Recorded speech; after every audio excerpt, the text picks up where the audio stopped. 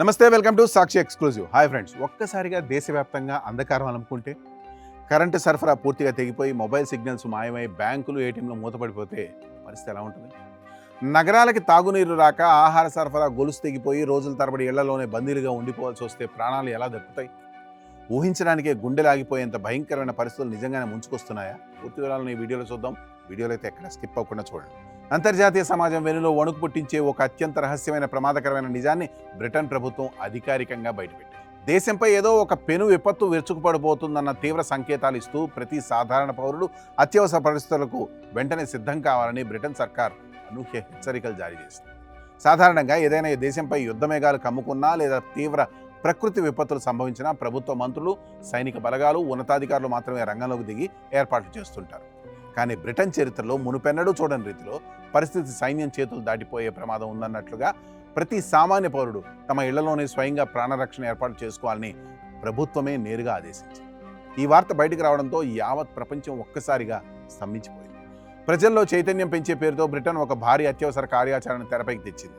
అనుకోని ఉపద్రవం సంభవించినప్పుడు రోజువారీ సాధారణ సేవలు రోజుల తరబడి పూర్తిగా అయిపోతే ఎలా బతకాలో స్పష్టమైన మార్గదర్శకాలను విడుదల చేస్తుంది. ప్రతి కుటుంబం తమ ఇంట్లో ప్రాణాలు నిలిపే అత్యవసర మందులను, నిల్వ ఉంచిన తాగునీటిని, ఎక్కువ కాలం పాడవకుండా ఉండే ఆహార నిల్వలను సిద్ధంగా ఉంచుకోవాలని హెచ్చరించింది.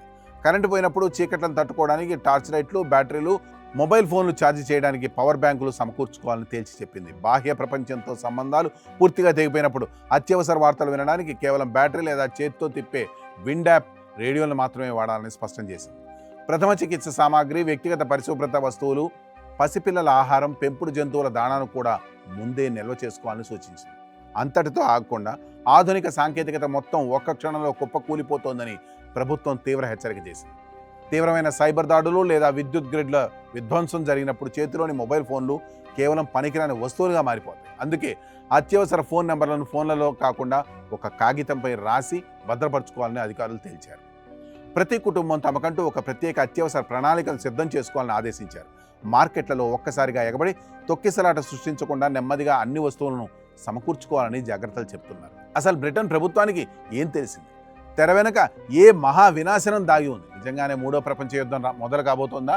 ఆధునిక నాగరికతను నిలువున స్తంభింపజేసే భారీ సైబర్ యుద్ధం ముంచుకొస్తోంది. ఒక అగ్రరాజ్యం తమ ప్రజలను ఇలా ప్రాణాలు కాపాడుకోవడానికి సిద్ధం చేస్తుండడం ప్రపంచవ్యాప్తంగా పెను సంచలనం సృష్టిస్తోంది.